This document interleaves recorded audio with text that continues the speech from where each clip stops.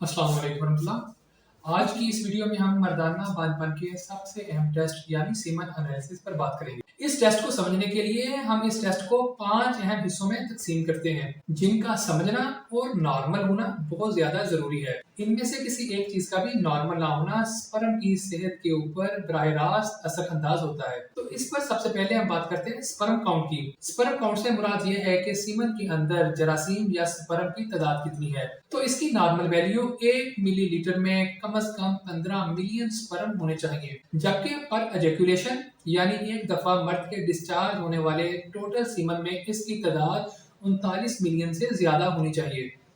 अगर स्पर्म की तादाद 15 मिलियन या 39 मिलियन से ज्यादा है तो ये एक अच्छी बात है, मगर अगर इसकी तादाद इससे कम है तो ये एक मुमकिन तौर पर बांझपन की वजह हो सकती है।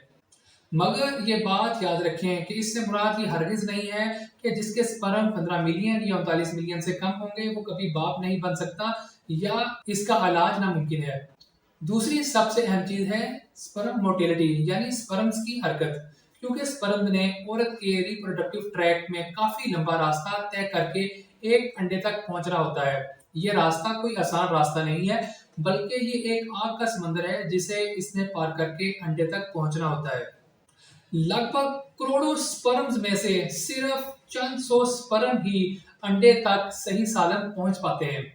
जी हाँ, आपने बिल्कुल सही सुना, करोड़ों स्पर्म में से सिर्फ चंद सौ तकरीबन 200-300 स्पर्म्स ही अंडे तक पहुंच पाते हैं। तो इससे आपको स्पर्म की मोटिलिटी या हरकत की अहमियत का पता चल गया होगा।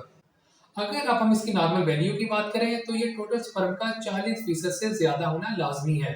और इसके अलावा प्रोग्रेसिव मोटिलिटी यानी वो स्पर्म जो तेजी के साथ सीध में या बड़े गोल दायरे की सूरत में हरकत करते हैं, उनकी तादाद टोटल की तादाद का कम से कम 32% होना लाजमी है।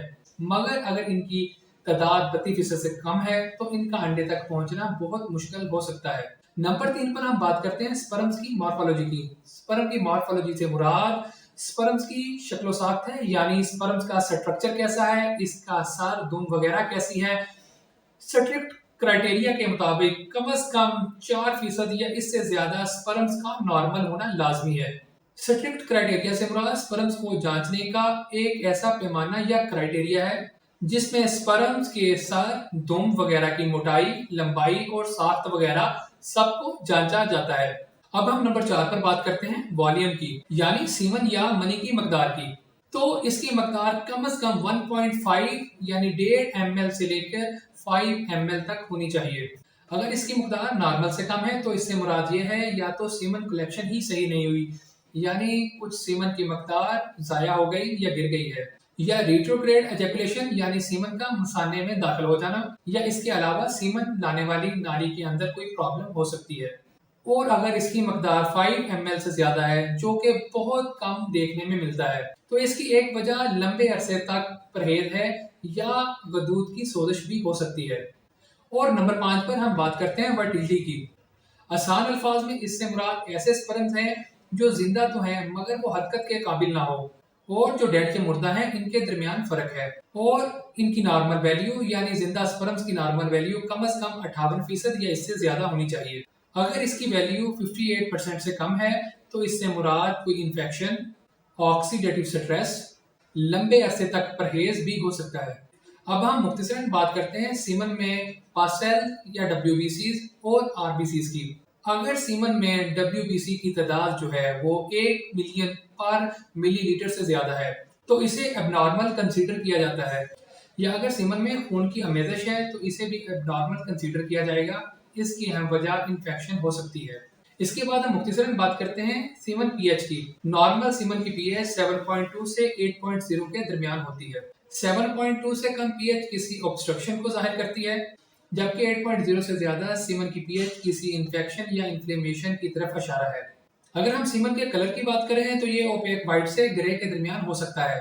अगर सीमन का कलर पिलाहट पर है तो ये किसी इन्फेक्शन या यूरिन के सीमन में शामिल होने की वजह से हो सकता है, और अगर इसका कलर ब्राउन या सुर्खी माइल है तो सीमन के अंदर ब्लड की मौजूदगी की वजह से ऐसा हो सकता है।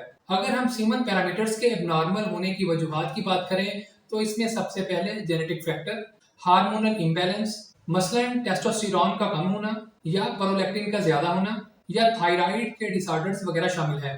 اس کے علاوہ لائف سٹائل فیکٹر مثلاً اسموکنگ، الکوہل کا استعمال، مختلف ڈرگس، بہت زیادہ موٹاپا یا شدید سٹریس، مختلف انفیکشنز، پروسٹیٹ کی سوزش، ریڈیشنز اور مختلف میڈیکل کنڈیشنز مثلاً ویریکوسیلز وغیرہ سپرم کی صحت کے اوپر اثر انداز ہو سکتی ہیں۔